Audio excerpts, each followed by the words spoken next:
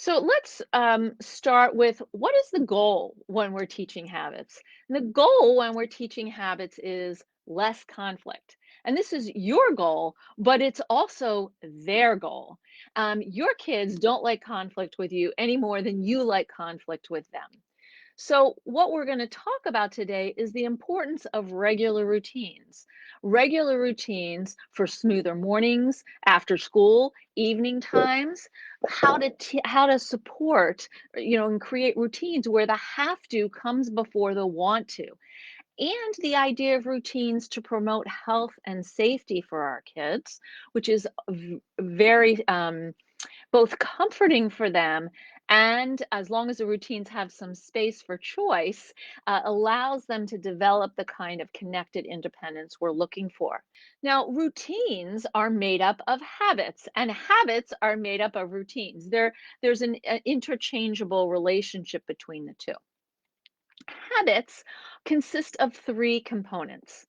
There's a cue, there's the behavior, and then there's a result that shows us that the habit has been learned. Now, habits usually develop to help us lower stress or meet an emotional need, and they may serve us when we start them and then cease to be useful. And these are particularly what we would call problematic habits. Um, Old habits can be really tough to break because they're familiar, they're easy to do, they're comfortable, and people feel and people often feel connected to these old habits as a reflection of beliefs about themselves. When we're making the shift to create and sustain new habits, we need to set a goal. Do it daily, no matter how small it is, and encourage yourself to keep going and encourage your kids to keep going. Um, no, deal with the part of you that's connected to the old habit. So we have to learn to talk back to it with compassion and not aggression. And then update the reward values for completing the habit. So we're going to talk about incentives and rewards, but we're also going to talk about the kinds of conversations we have with ourselves that might keep us in old unhelpful habits and our kids and prevent us from creating new ones. So the thing, there are habits that we engage in that actually feed us. So I have a habit or a routine of waking up in the morning, I listen to my meditation, and then I make myself go outside and do something physical. It's going to be a lot harder when it's 20 degrees, but that's what I've been doing certainly this summer. So, the process of change, of changing any habit, relies on having a growth mindset.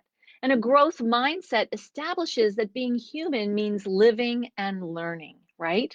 You're going to make mistakes. And instead of berating yourself or your kids for their fumbles, we are going to pause, to regroup, and tweak what we're doing. And this is very important for us to do with our children, but it's also important for us to do with ourselves. We want to model the behavior we're trying to teach them. Okay. So it's this capacity to pivot that encourages people to keep going and keep growing. Okay. And habits take time and practice, especially if we're trying to undo something that's familiar but not working. So here's the thing. I want you to think about this for a second. How many things can you change about yourself at one time? Put it in the chat. How many things can you change about yourself at one time? For me, it's one. My husband will say, I don't want you to leave your briefcase on the counter when you walk in the door. Um, it would be great if you could, uh, you know, do a better job of wiping down the kitchen. And I would like you to stop interrupting me. So I basically said to him, which one do you want? And of course, he chose the hardest one, interruption, right? But we often forget particularly with kids, we expect them to change several things about themselves at the same time. And that's hard for neurotypical kids, and it's particularly hard for neurodivergent kids. Because don't forget that neurodivergent kids have a whole conversation going in their head about what they're not doing right, how they're missing the mark, wondering when the next time is that they're going to make a mistake and everybody notices and they're embarrassed, and disappoint someone. So if you're a parent who has ADHD, you probably have similar conversations in your head too, right? So people can only change one thing at a time. And I'll say from my years of being a psychologist and working with kids and teens and families, one of the things that doesn't work is when you tell your child the thing it is that they need to change. Okay, if they don't have any buy-in and there's no collaboration, they're not going to participate. So we want to brainstorm with our kids two habits. We get to come up with two things and they come up with two things that they would like to change.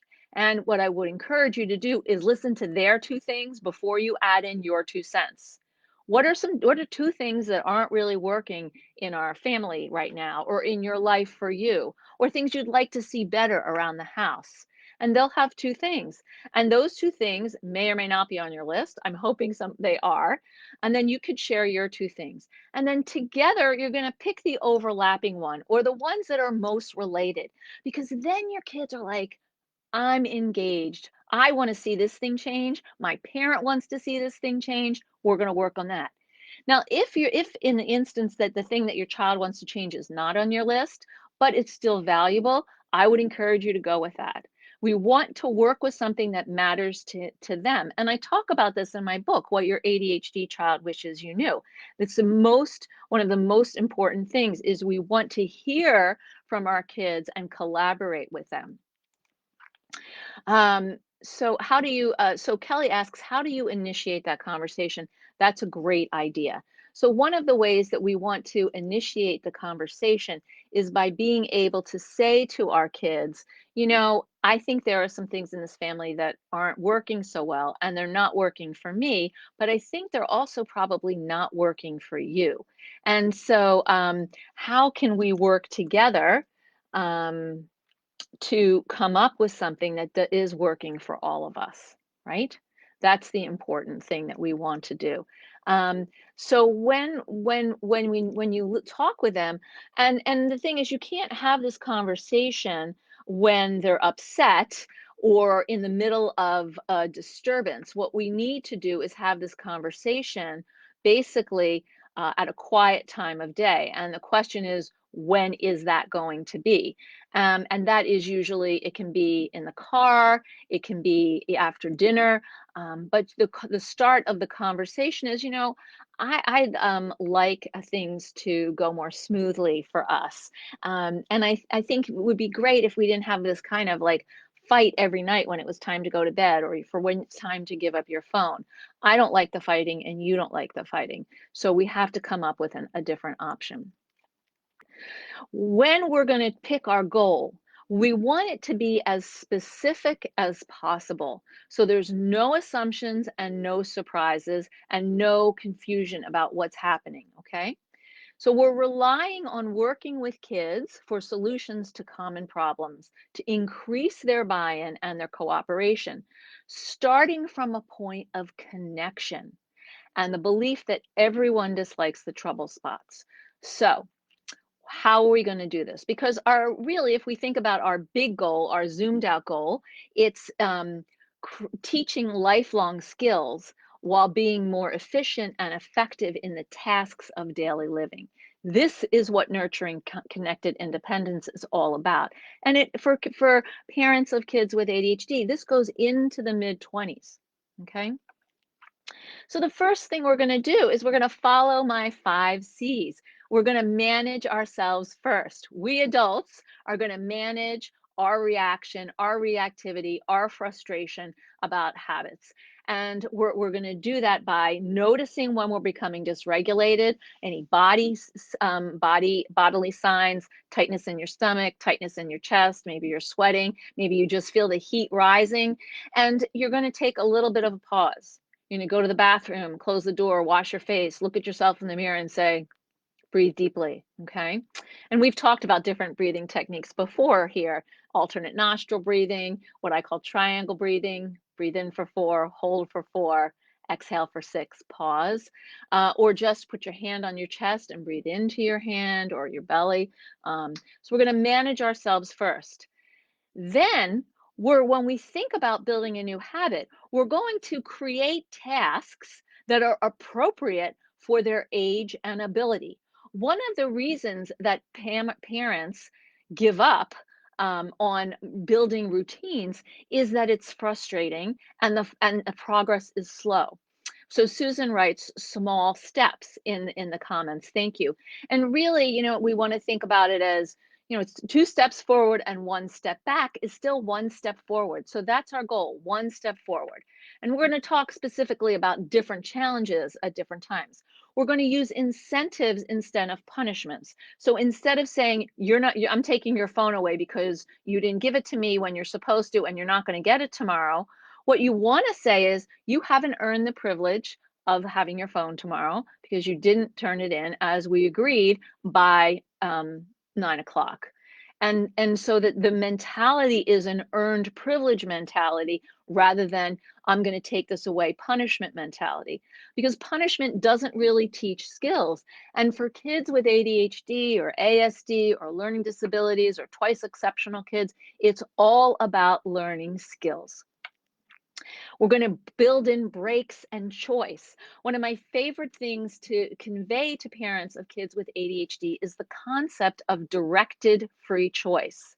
So in this time, we have a chore to do. You can do this chore or you can do that chore. You can choose which one. There is no option not to do the chore. And we want to set that up in advance by saying, this is family chore time. We're all doing something. And when it's done, we're going to watch our show together, or we're going to, make a treat for ourselves, or have a fun bike ride or something like that. But we incentivize, we put that want to after the have to, okay? And we offer choices so they feel like they have some autonomy in the game. And then the last thing we're going to do is plan for pushback. So raise your hand, think about right now, you can put in the chat, how many of you are excited to change the things that are hard for you? Let me know, but I want to see, I'm looking in the chat right now. Who's excited about changing the things that are hard for you? It takes a deep breath and a lot of courage and persistence to do that. And Cassandra, thank you for leading it off. Nope. Teresa, you are excellent. But a lot of people aren't, because it's really tough. You're willing to do it because even though it'll be hard, and that shows, a great sense of resilience, and also uh, positive outlook and a growth mindset. But sometimes kids don't have that. Kids are pretty black and white thinkers, so they very well may not. Okay, so how are we going to do this? So first of all, what we're going to do is we want to think about different areas where people struggle. So the first thing that I want to say is, before you start anything, you want to think about what your small goal is and what your big goal is.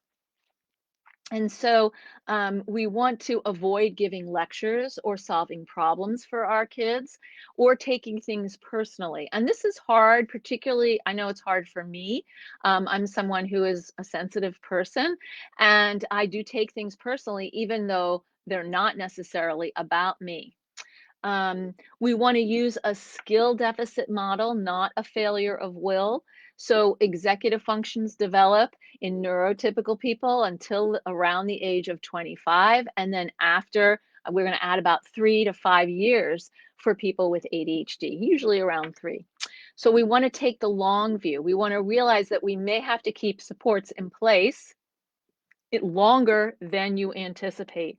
And this is also another area where I see parents stumble. It's like, well, we've done this for 3 weeks and nothing's changed yet. It's there, I don't see a willingness to like get out of bed in the morning and go to school. It's still a struggle. Yeah, it's going to be a struggle, and it could be a struggle for a while, and you stick with the routine anyway.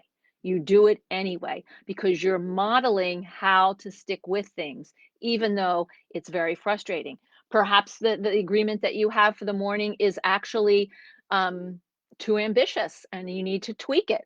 Perhaps it's not ambitious enough and you need to tweak it. That's what we have family meetings for. And once a week, I think it's important to sit down and just say, how's it going with our change plan? Is there anything that's really working for you? And is there something that's not really working for you? Well, how do we want to do it differently?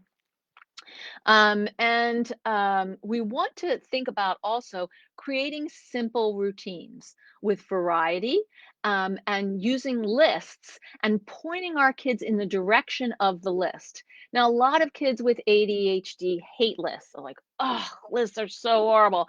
But lists actually stop you from being the reminder machine because when the set of tasks is up on the refrigerator or the whiteboard, you can direct your child those kids who can read to the words that are there. And for kids who can't read or struggle with reading, we could use pictures.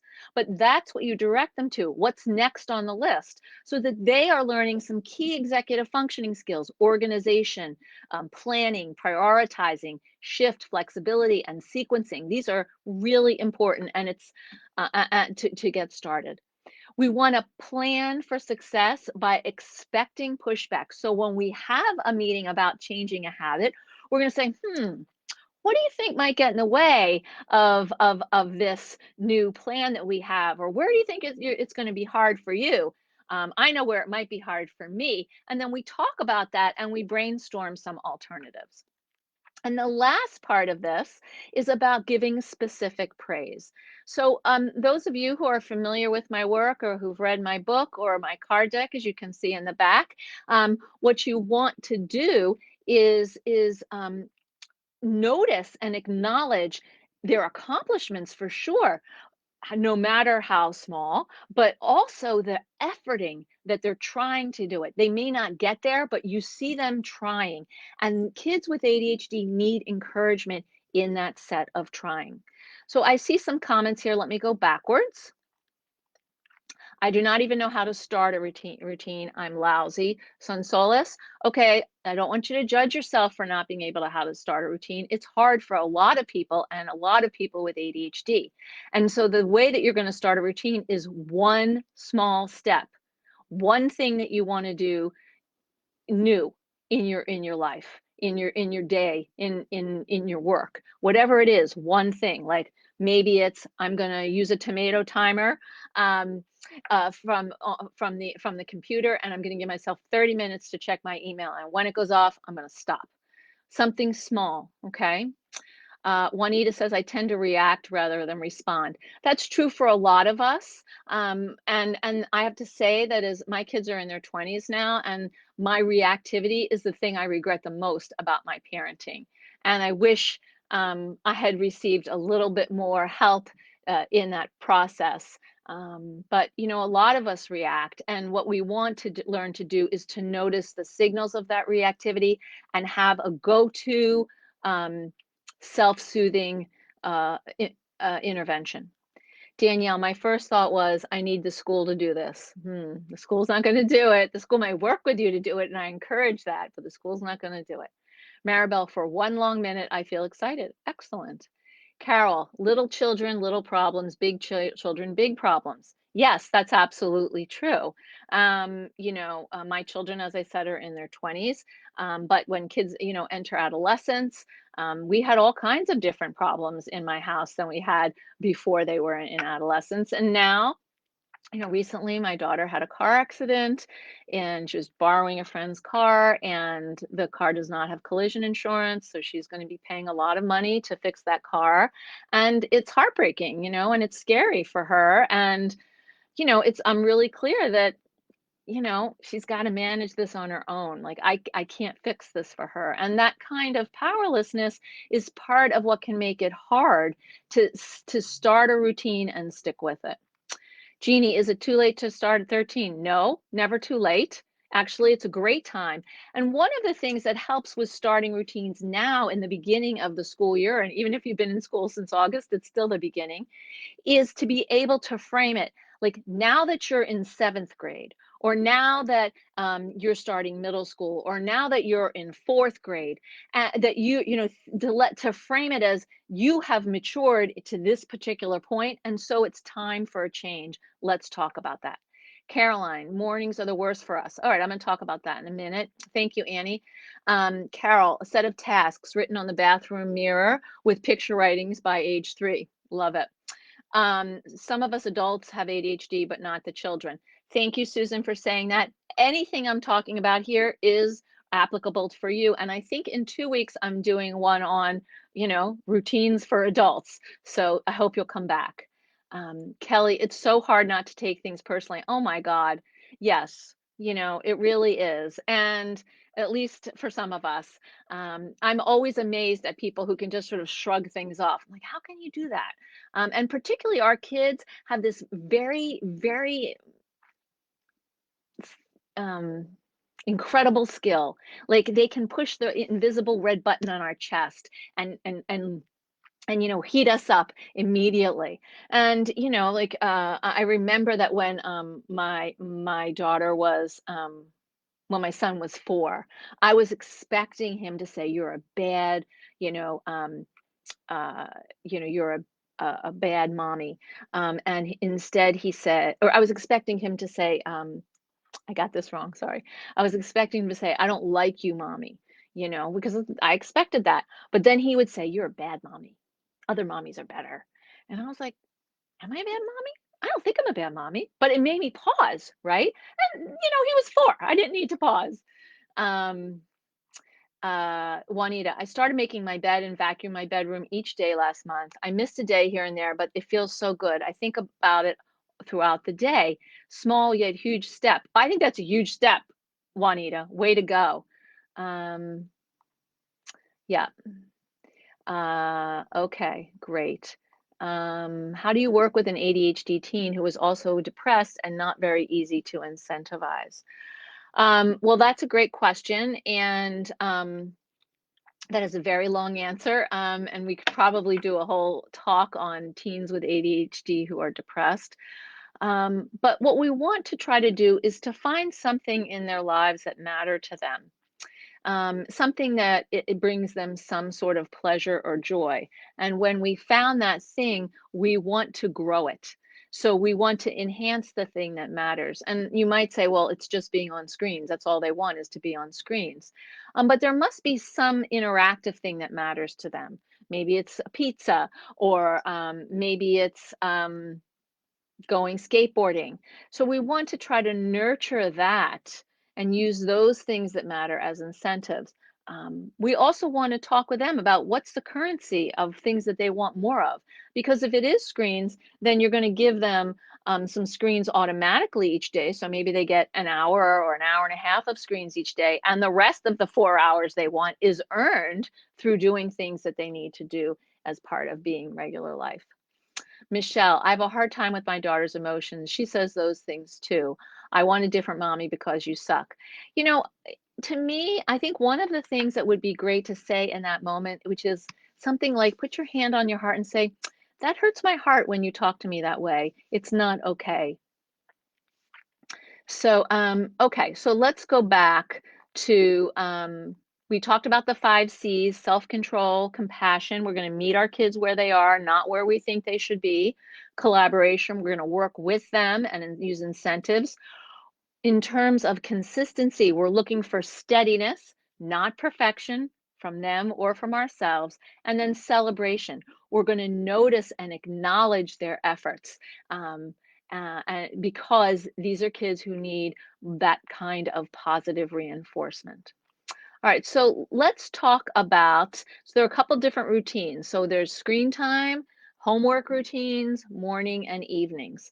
So I'm going to start a little bit, just to do a short thing on screen time, and then we'll get to the others. So the thing about screen time is you as a parent, you as the adult, have to decide how much screen time you want in your family, and then how much they want, and then decide on a baseline amount and a bonus amount of time. So you get this automatically. That's your gimme. It's your baseline. Every day you get it. You get this amount of time. I'm going to use an hour because it's easy for my math. Um, and unless you post inappropriate things, or you sneak the computer in the middle of the night, or you go to inappropriate websites, then that baseline will be not given to you until you are able to learn how to use a computer appropriately and you've earned back trust. But for the most case, there's a baseline and then a bonus. And so we want to link the bonus time to the completion of responsibilities and tasks. And to remember that screen time is a privilege, it is not an entitlement. So you also need to monitor your own screen use. Yolanda, age 13, says, what I can't stand is when dad stays on his phone, but yells at me to get off mine. It drives me crazy. It's so hypocritical. I get really mad. He's not even paying attention to me. Okay, so let's talk a little bit about homework routines. You want to basically determine how involved you want to be with your kids and school. And you might want to talk to your child's teacher, or their guidance counselor, or the school adjustment counselor, about what are appropriate levels for involvement, and what are appropriate levels for involvement with a child who may struggle with attention, hyperactivity, impulsivity, reading, math, writing, any of those things. Create family work time where everybody's at the table together and you're there assisting as needed and if necessary. And you can monitor the things that they're doing in their homework. That's very helpful. And reduce overwhelm regarding homework by breaking things down. Adjust expectations. Now, I would encourage you to please go to my website, because if you're struggling with homework, I'm doing a webinar on the 19th of September called Avoiding the Homework Hassle. So this would be something that would be really helpful. It's going to be all about managing homework successfully in ADHD home. Okay. So you want to work with them. You want to approach their challenges with school from a we perspective instead of a you perspective. And if your child's taking medication, know that we want to do the homework as soon as they get home from school before the meds leave their body. Because if they come home from school and they have a big play date and then they have to do homework, they're not going to be able to focus as well. And this is hard for a lot of kids, but that is actually the most effective thing you can do. Come home, have a snack, do your homework, get it out of the way while the meds are still working, and then you can have fun. Okay, so let's talk about morning and evening routines. So, first of all, we want to think about time management. So, we know that time management is something that people with ADHD really struggle with. It's like that switch is broken in terms of estimating how long things take, understanding how time feels, and being able to sort of organize yourself within a given period of time. Now, the thing about time management that's great is it's very teachable. And we want to teach it by using analog clocks or timers. I'm a big fan of the time timer. I wish I had stock in this company. It's such a great invention. If you don't know what it is, please check it out. Also, some people like the tomato timer, which is a more, a computer-based device. So when we talk about mornings, what helps your child get up in the morning? Is it an alarm? If the alarm is next to their bed, do they just hit it and continue to go back to sleep? Teenagers will do that. Teenagers may need several alarms, one next to their bed, one across the room, including a time where you come in. So we want to negotiate, because for a lot of kids with ADHD, because of the lower amounts of norepinephrine in the brain, it can be hard to activate, to wake up. The sleep awake pattern may be off. It may be equally hard to slow down at night. So we want to talk about how do we get our mornings to run smoothly? What kind of thing is going to help you get out of bed? And then what do you do when you get out of bed? So do you need to, for younger kids, does it help if you all get dressed together? Do you lay the clothes out the night before, so you're not spending time in the morning figuring out what to wear? Some younger children that I've worked with have taken a bath or a shower at night, put on their clean clothes for the next day, and gone to sleep. So they wake up and they don't have to get dressed. May not be, oh, sorry, it may not be what you think is quote unquote normal, but who cares if it works? Um, well, what's the sort of arrangement around breakfast? Do you make breakfast? Do they have some options, cereal, a waffle, peanut butter and jelly sandwich, and they can choose one of those? Or do you just decide what they're eating? Have you talked about that? Maybe kids aren't super hungry in the morning, but they still need to put something in their stomach. Um, one pediatrician I talked with was basically said, I don't care what it is. It can be a milkshake with Oreo cookies, but they need something in their stomach to start their day. And in terms of a lunch, who makes it? When is it made? And how does that go into the backpack? So the backpack, this is related to the evening. So we want to do at night a clean sweep. Go through the downstairs. Everyone takes 5 minutes to pick up their own stuff and put it somewhere. Pack the backpack in the night before.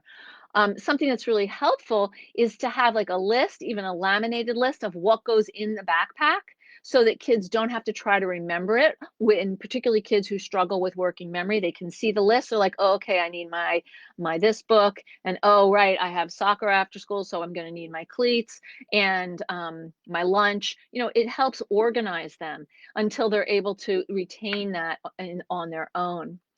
Um, you might want to put the steps for the morning on a chart or whiteboard again so that they can follow them and you can redirect them to that. And then have an easier way to get through the day.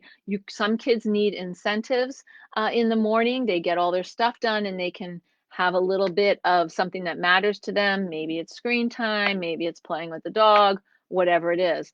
But most kids with ADHD will need help from you staying on track to develop this routine.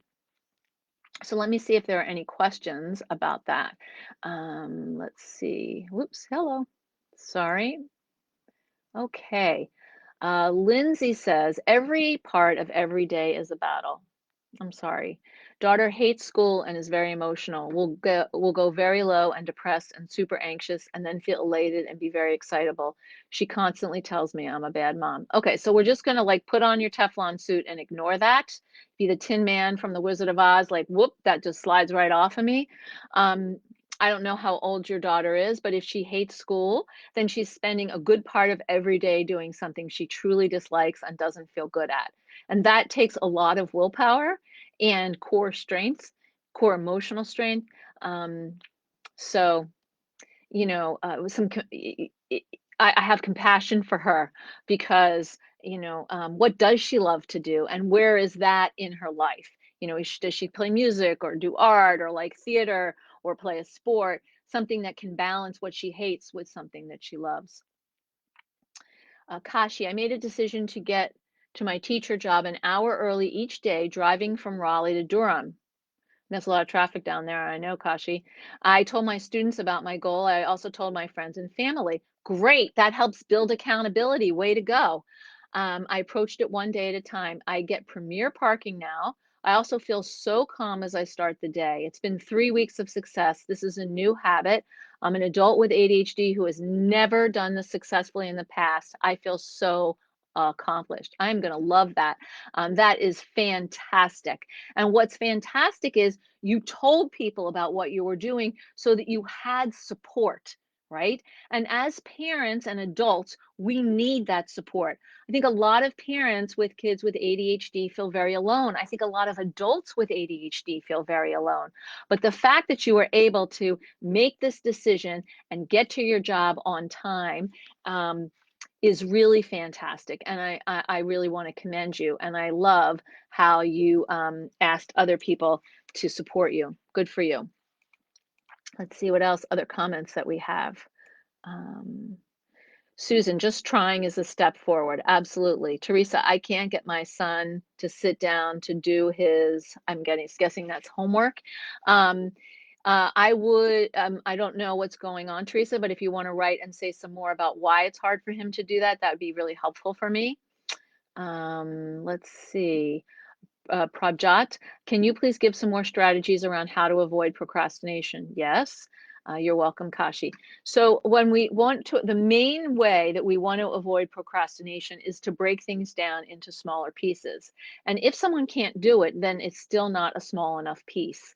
And so, I was actually doing a training for teachers and like, well, how small does the piece have to be? And I said, until they can do it.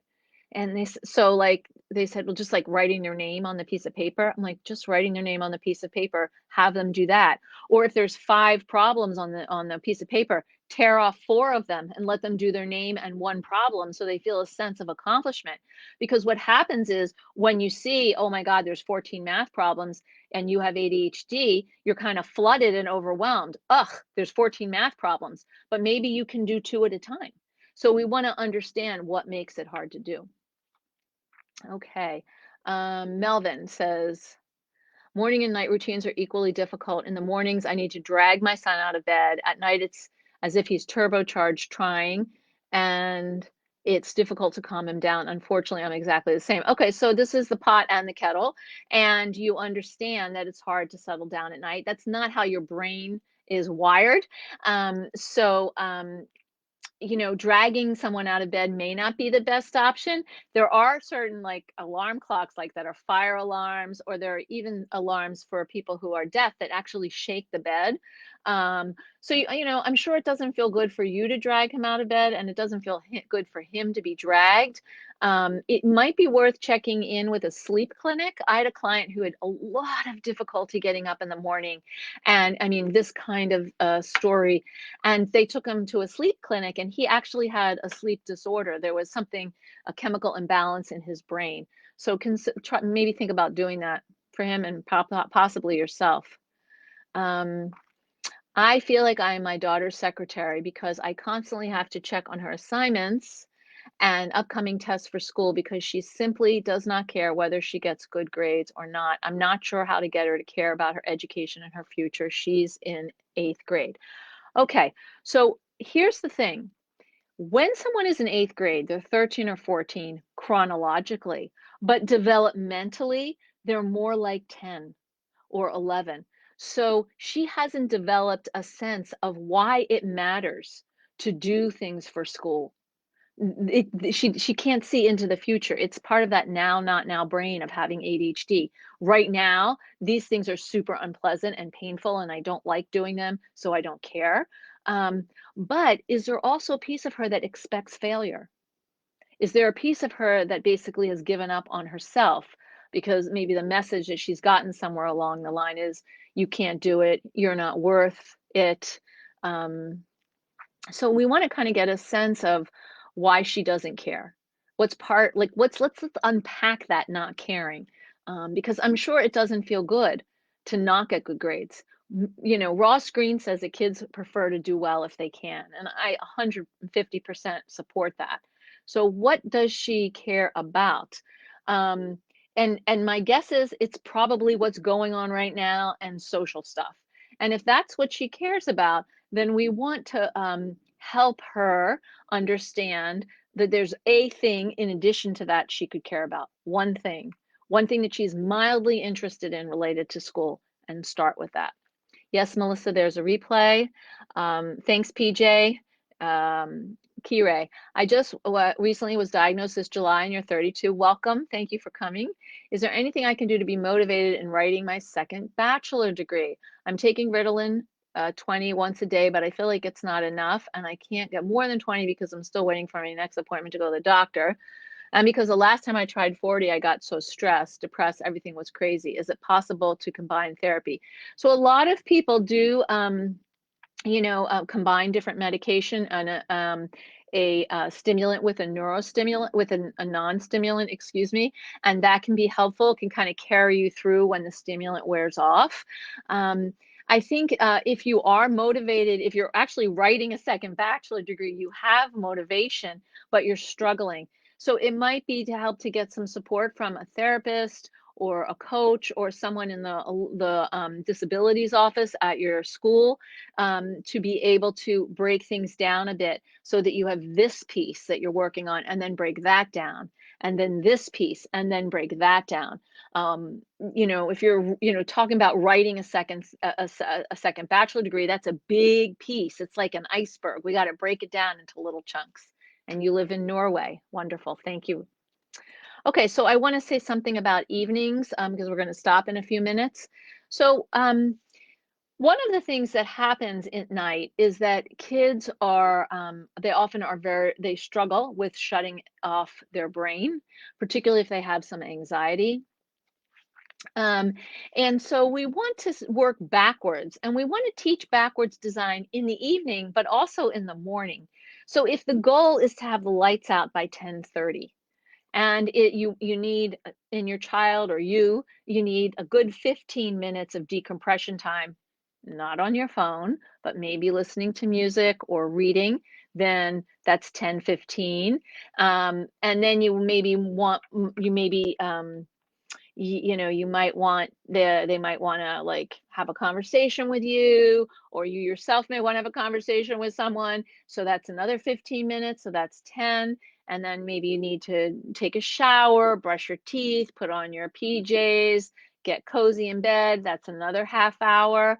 And then you want to leave room for pushback. So now we're starting the process at 9:15, a full hour before, an hour and 15 minutes before the lights go out. So you want to help your kids work backwards. And you do the same thing in the morning too. You need to leave the house by 7:30 to catch the bus to go to school or to walk to school. So let's work backwards. It's going to take 15 minutes to eat breakfast and get your backpack on. So now we're at 7:15. It's going to take you 15 minutes to fall back asleep a couple times. So now we're at 7. It's going to take another 15 minutes to get dressed and brush your teeth. So now we're at 6:45. And then we need some time for pushback and things that could happen. So we're going to wake up at 6:30. Okay. Any questions about that, let me know. So we want to normalize sleep challenges. Sleep challenges are very common for people with ADHD. We want to keep the routine at night very simple. And the recommendation is that kids are off screens, at least an hour before they go to sleep. That can be very hard for some families to follow through on. So talk about that if you have a partner, or talk about that with your child. For parents who work at night, or have the third shift or the second shift, and they're not home when their kids are going to bed, what are the conditions going to be around phone use, and how are you going to monitor those? Create a plan that you agree on and then refer back to it over and over again.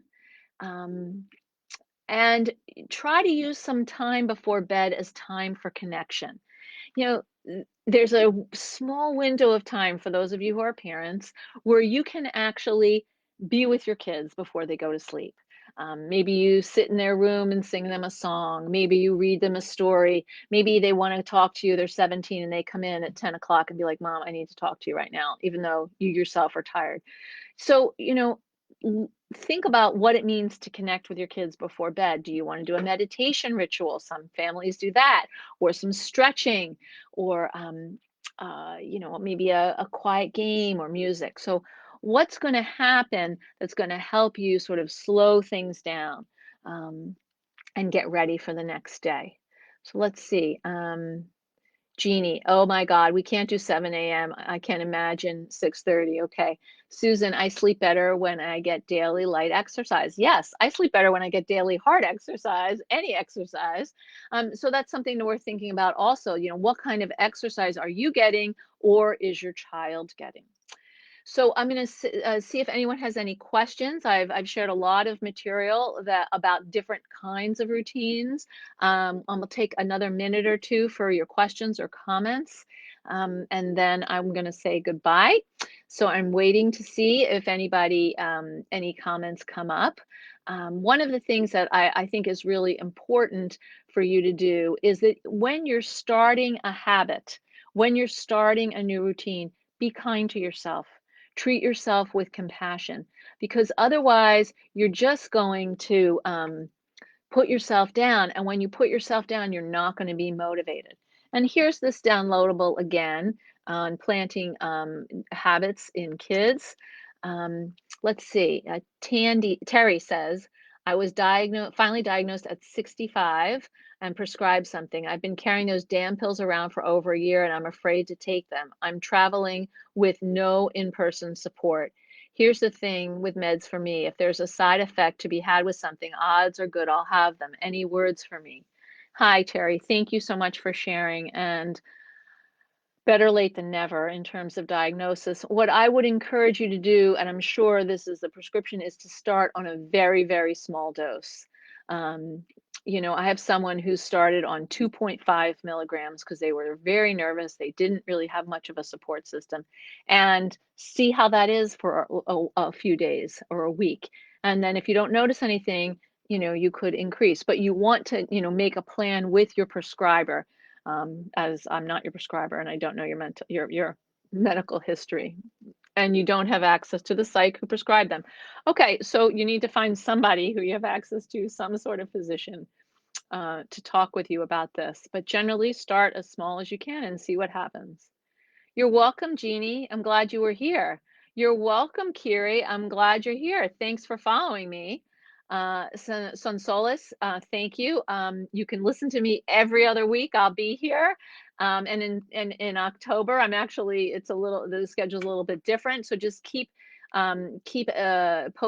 yourself connected to Attitude, and also to my Facebook page at Dr. Sharon Saline. I also just want to remind you, for those of you who have children, that I am doing this Avoiding the Homework Hassle webinar, and I encourage you to check it out on my website. I think that Annie put it up in the comments earlier. Colleen, my daughter started battling depression at 16 last fall, and then I myself was diagnosed at 52, 6 months later. So, depression and ADHD can often travel together, about 16 to 32% in kids. We know that anxiety travels very frequently with ADHD, about 34% in kids, which personally I think is kind of low, and most of my colleagues do, and about 50% in adults. Untreated anxiety can lead to depression. So we want to keep an eye on what's happening with anxiety for all of us. Lindsay, any advice about my daughter saying everything is fake? She will pretend I'm not real. Our dog isn't real. Is this coping or is she actually dissociating? She's using denial as a coping mechanism. I'm not sure it's working, obviously, so well for you or for her. Um, you might want to think about some counseling, because she's clearly doing a lot of avoidance, and we want to try to understand what's underneath that.